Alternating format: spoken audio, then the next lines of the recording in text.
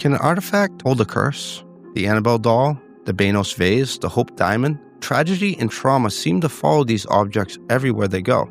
Could these just be strange coincidences? People looking for connections where there are none? Or are some of these objects' energies wrong? Tonight we'll be headed to the Far East, and then we'll be headed to Maine to track ill-gotten artifacts and curses that seem to follow bad karma. Not interested yet? The story takes a very strange twist at the end that have you second-guessing everything that you heard. I'm Chris. I'm Kathy. I'm Sean. And this is Weirder After Dark.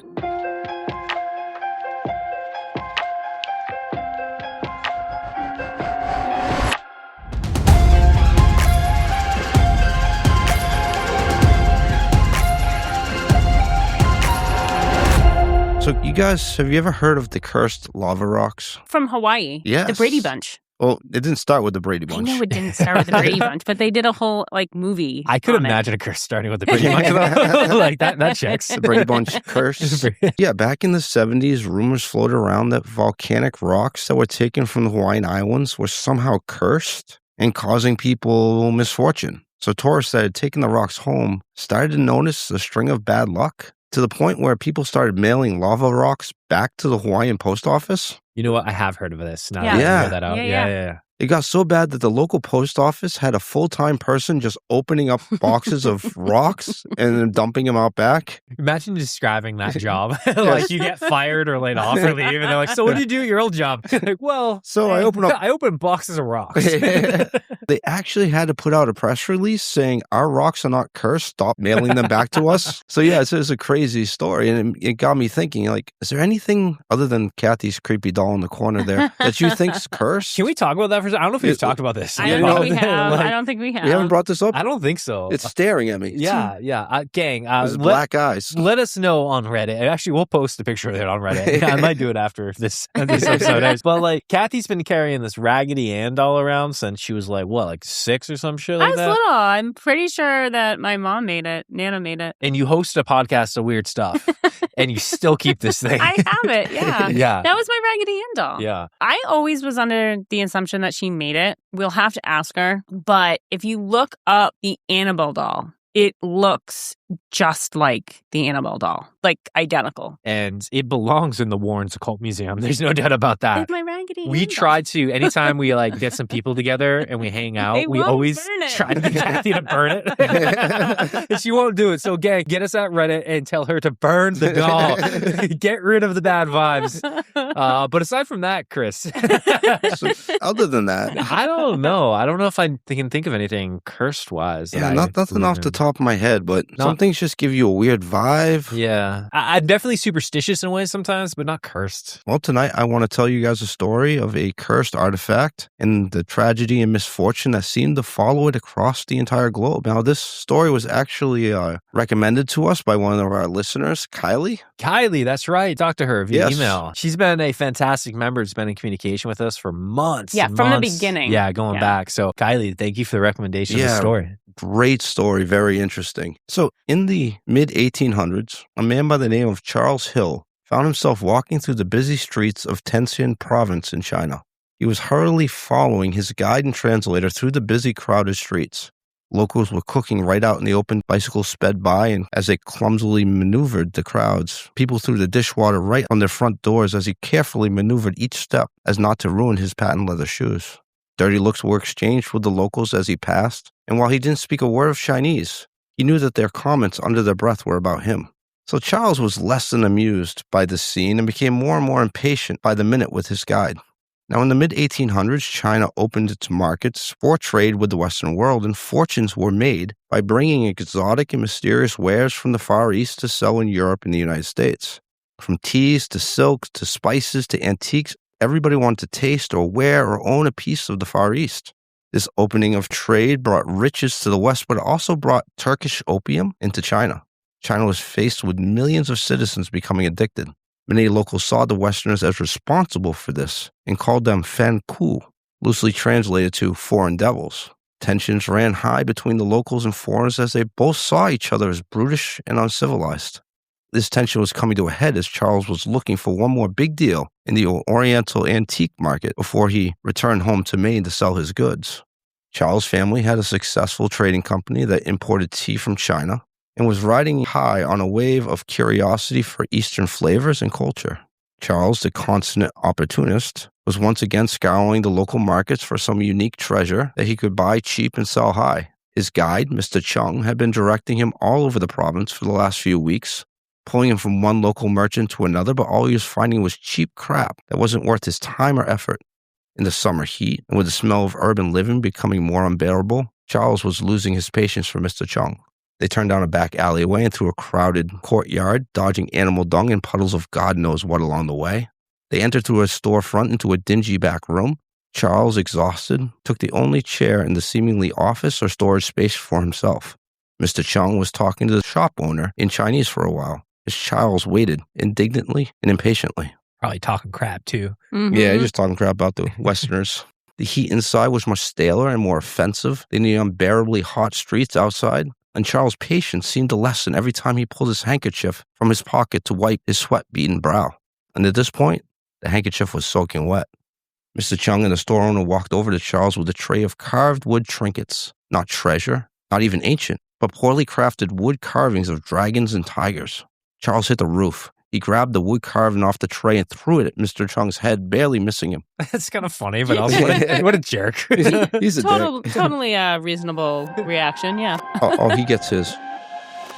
Gang, we've been talking about it for months, but they're finally here. We've officially started collaborating with Ghost Poppy on 3 uniquely Weirder After Dark candles, and they're available right now. Our first one is simply branded Weirder After Dark, and it's everything you would expect when sitting around a campfire, sharing stories with your friends in New England. Hints of maple, clove, earth, smoked amber, pine, cedar, patchouli, a true hanging out by the fire vibe. We'll also have 2 scents inspired by 2 of our favorite Weirder After Dark tales. The first being Chris's story on Boone Island. Guys, wait, wasn't that one about cannibalism? It sure was, but it also takes place on an island off the rocky coast of Maine, and that's what you can expect with this candle. Think scents of moss, earth, juniper, bergamot, ozone, the fresh sense of being on an island after an intense thunderstorm. That sounds so much nicer than what I was thinking. Thank you, guys. So much nicer. And lastly, a scent inspired by the Voynich manuscript, a story we were all captivated by. And for this one, imagine yourself peaceful and curiously reading an ancient manuscript in a quiet library. You'll get the sense of bergamot, eucalyptus, balsam, leather, and patchouli. And you can feel good about buying these candles. Why? Because it's made by a small US-based business, and they've been such a pleasure to work with. Carla and her husband Sean make these candles by hand. They're 100% soy-based, vegan, paraben, and sulfate and cruelty-free, which means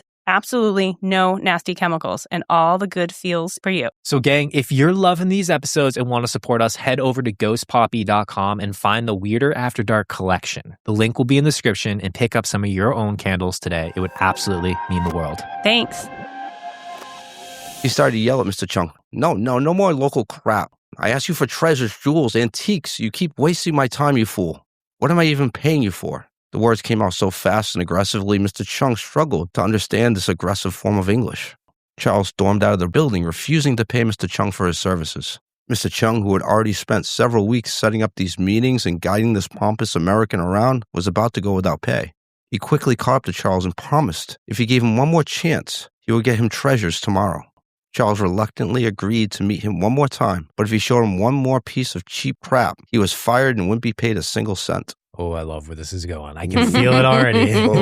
So the next morning, Mr. Chung met Charles outside of Charles's hotel as the sun started to rise behind the hills. Not yet too hot, and after a good night's rest, Charles was a little more civil with Mr. Chung this morning. Charles was surprised but relieved when Mr. Chung turned towards the outskirts of town and away from the busy, dirty downtown area. As they walked past the last storefront, they found themselves surrounded by rural farms. The air was less stuffy, and Charles was actually starting to enjoy the scenery as they started to climb into the foothills. 2 hours into their hike, as they wind higher and higher into the mountains, the farms and houses had ended, and Charles found himself deep in the Chinese wilderness. A raw and untouched natural beauty of the countryside, it was alive with exotic birds and foreign trees and flowers. As the sun grew higher in the sky, the oppressive heat started to return. Charles was about to start complaining again when they stepped out of the forest into a large, lush green field. On the other side of the field was an ornate temple with ancient wood carvings and meticulously maintained gardens. A single old monk quietly and peacefully walked towards the pair. With his long robes, he seemed to be floating more than walking. There was something odd about this man's presence, but Charles couldn't quite put his finger on it. They were now seemingly thousands of miles away from the hurried pace of the city, but only a few hours' walk into the mountains. Charles and Mr. Chung were led by the monk into the temple. Ancient relics, jewels, gold statues were on display everywhere Charles looked. Ancient tapestries and fine silks adorned the walls. Several case statues of a Buddhist warrior in prayer position caught his eye. The grandeur and mystique of it all took Charles back. He quickly started calculating a price he was willing to pay for these treasures and how much he could mark them up once he was back in the U.S. The monk led them into a small room and then in the back of the temple poured tea for his two new guests. Charles was pleased with the monk treating him with the proper respect the businessman deserved. Charles decided he would keep the tea set for his own personal collection if he could get it for the right price. Enchanted by the entire experience, but also a prudent businessman, Charles started to demand prices from his translator, Mr. Chung. How much for the statues, the tapestries, the jewels, the tea sets? Mr. Chung and the peaceful monk talked for a while as Charles waited impatiently for the translation. When Mr. Chung finally turned to Charles, he sheepishly said, "Sorry, not for sale." Charles pushed him to try again to offer more money. It was to no avail. The monk was not changing his answer. Rather, the monk said, "These items can never leave the temple or to bring great misfortune." Charles thought this was just a bunch of superstitious nonsense, and this was just the monk's way of haggling over price. But eventually, the disappointment of going home empty-handed started to sink in. Charles's disappointment grew into rage. He's going to steal something, isn't he? Ooh, we'll find out. He was furious with Mr. Chung and the monk. He was willing to pay good money for these items, and to be turned down was a personal affront and insult. Does this mountain-dwelling fool even understand the free markets, the value of money? Charles insisted on leaving at once, as his mind started to plan his next moves. He's a bad man. As the pair walked down the mountain, Charles started to share with Mr. Chung about how the monk was in charge of this entire temple, and how inappropriate it was for a foolish monk to sit on such wealth he could not even comprehend. Charles told Mr. Chung it would be a public service to relieve this foolish monk of his burden and share these treasures with the civilized world. By the end of the walk back to town, the plan was complete. They would return under the cover of night, subdue the old monk, and take the treasures by force that Charles had so generously offered to buy. That night, under the cover of darkness, the pair were joined by a few more men Mr. Chung knew of lesser moral standings.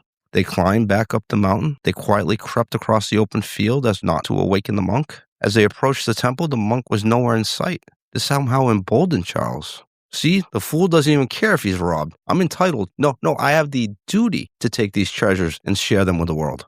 So they quickly grabbed anything of value they could carry and made their getaway back to town. Charles got his new treasures safely on the boat, and Charles and his treasure took the long, slow boat ride back to New York City, and then by train back to his home in Maine, treasures in tow. Once home, Charles was able to start to properly examine and price his new goods for sale. When examining one of the 3 clay figures of the Buddhist warrior in prayer position, he was surprised when the head seemed to come off in his hand. Inside the clay idol, there was a large cache of gold and jewels. He quickly went on to the next clay Buddha and the next one, and they were all filled to the brim with gold and jewels. No, he can't turn out okay. This can't work out for him. When it was all said and done at auction, he made over $300,000, quite a bit of money in the 1850s. He kept a few prized possessions for his own private collection, including the tea set and one of the now empty Buddha statue warriors. How much was that valued for back then? I don't know, but $300,000 in the 1850s? Yeah. $12.5 million. $12.5 million. That's not bad.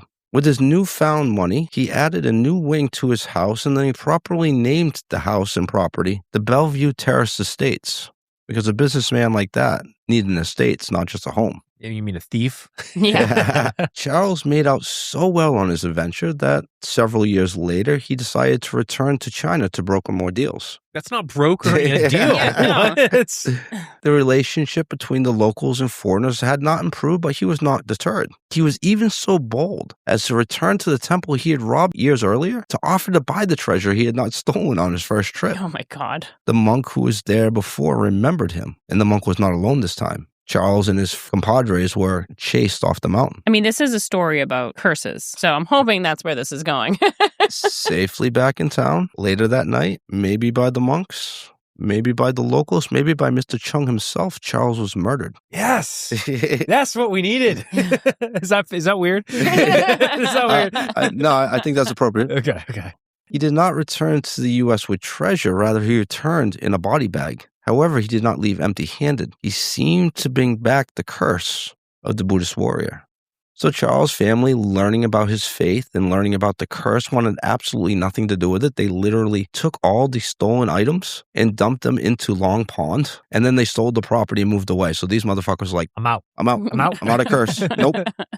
Which is smart. Which is totally smart. Like, oh, there's cursed. I don't want anything to do with it. But why not just ship the stuff back? You obviously have money. Oh, that's a good question. But maybe they started to see weird things happening, and that was like the final straw. So the Hills property of Bellevue Terrace was then sold to John T. White. He lived at the property for 30 years, and upon his passing, he left it to his son, Charles White. The very next year, Charles's body was found by the Portland waterfront. He had been shot twice in the heart.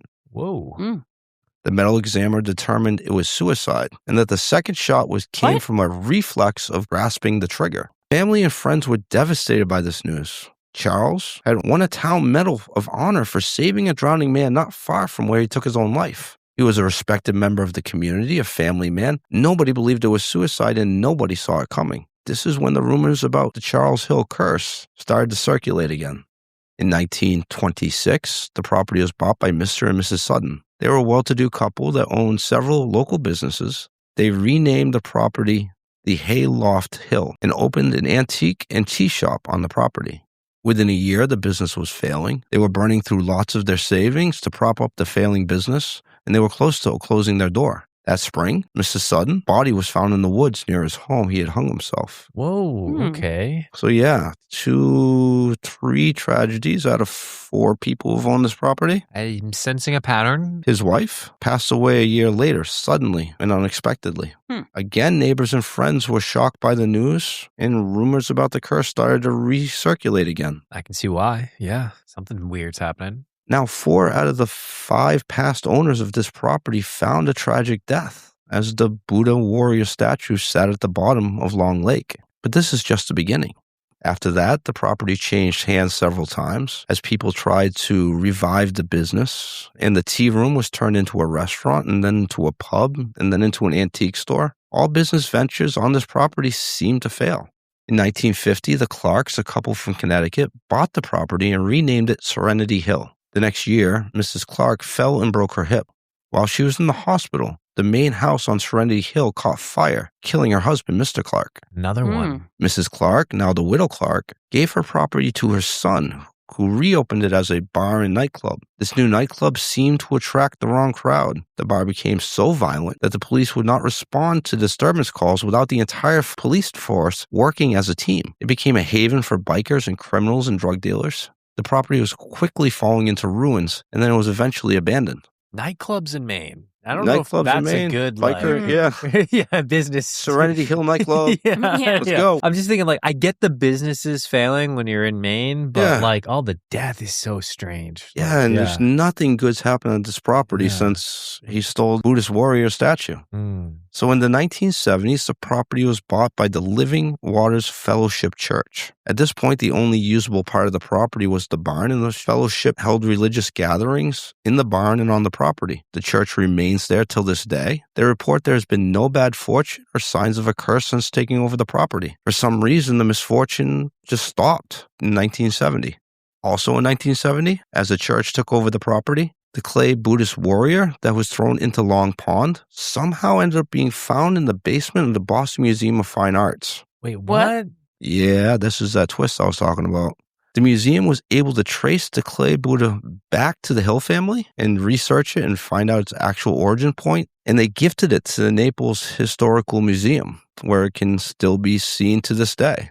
How it got from the pond to the museum remains a mystery. Why are we keeping it? Why aren't we sending it back to the Buddhist temple where it belongs? There's a lot of people in town that want to do exactly that. Even if you just remove the curse part, why would we keep it? It is interesting though that the second it's gone and found in Boston, curse seems to be lifted. Yeah. So that's interesting. So many people claim returning the clay warrior to a place of prominence seemed to end the curse. Still others claimed that the land being used for holy worship had somehow lifted the curse. Others continue to see all local misfortune in the town as still tied to the curse, and they want to return the clay Buddha back to China. Yeah, they should just do that just out of good principle. There's people in town that are still pushing for that right to this day. But most people don't believe in curses to begin with, so they see the end of the tragedies as just proof that there's no such thing as curses. Those deaths, all the deaths seem weird. That's weird. Yeah. It disappearing the second it's gone and stopping's weird. Yeah, it's weird. Yeah. So if you believe in curses or negative energy that can be stored in or follow an artifact, then this story is further proof of curses. If you don't believe in curses, then this is just a random series of misfortunes that happened at the same time that the clay Buddha was in Long Lake.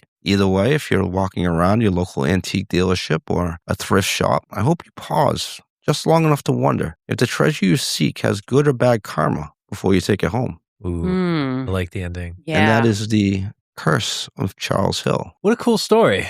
Yeah. Yeah, I appreciate you telling that, Chris. And Kylie, thanks for sending this our way, too. Like, so cool. I love the whole, like, ancient artifact vibe of these stories. Like, this feels so good. It makes me think of being a child and just, like, watching those Indiana Jones movies. Yeah. Like, Yeah. I love it. I love it so much. Minus the death and, despair. And all the bad shit that comes with the curse. And there's a bunch of stuff going on in the town up to this day where people are still continuing to blame this statue being in town for their misfortune or tragedies. Now, I don't know how deep that goes. I didn't get into that part of the story. I more want to tell Charles's story. But if anybody has any information about what's going on there, please let us know. I feel like this is definitely one that I want to go to. I would love to see this. I was thinking that, yeah. And I was just taking a quick look at where Naples, Maine is. And, it's not terribly far. Looks like maybe a couple hours north or an hour or so north of Portland. So, Okay. Yeah, not terrible. Is it out towards the coast? Nope. Okay. Because we got lighthouses to look at, too. No, it's actually looks like maybe only like an hour or so east maybe of Conway. So not terrible. Oh, not bad. Yeah, not terrible. But yeah, I'd love to get up there, get into the Historical Society and see that. I don't know, maybe take it home. JK, I don't want to do that. No. Throw it back in the lake? Absolutely not. Absolutely not. How big is it? Have you seen? It's a big statue. Yeah, huge, it's almost human size. Wow, yeah, that big. Oof. Imagine 3 of those filled with cash and jewels and gold trinkets. Did this one ever get like cut open or like opened up for see if there's jewels and stuff inside? Oh, I think he took all the stuff inside and melted it down or sold it, but the clay Buddha itself, he kept for himself. How cool. How cool. Wow.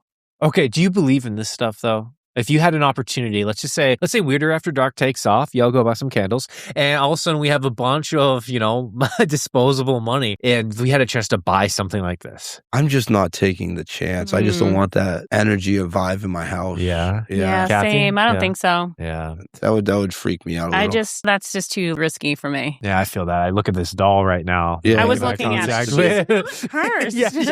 I don't even want to be near that thing. Take a picture right now. We'll post it. Well, Chris, thank you so much. Yeah, absolutely amazing. And again, lastly, one more shout out to Kylie. Thanks for shooting this way. Super cool. Gang, be sure to go ahead and check out our Instagram. That is at Weirder After Dark. And Chris will be going ahead and dropping some images that'll support this story. And it's not just Instagram. We are out there building community. That means that you can check us out over on Reddit and Facebook. Again, that is at Weirder After Dark, where you can talk to us and other listeners who are enjoying these episodes just like you. And if you have any weird New England stories of your own, have you ever picked up a Buddha statue, brought it home, and your whole family died for 6 generations? You shouldn't have done that. Send it back. Yeah. And tell us that story because we want to hear it. Or any other weird New England stories. You've been abducted by an alien. You got a ghost friend. You've been to a lighthouse and saw a dog named Skip. Spot. And saw a dog named Spot. Send us those stories, and you can send it to thegang@weirderafterdark.com. And remember, if you're liking this shit, if you're absolutely loving this shit, the best thing that you can do for us is to leave a 5-star review and a comment wherever you're listening, or go to ghostpoppy.com and buy a candle because we got swag. And remember, it always gets a little weirder after dark. Bye. You guess.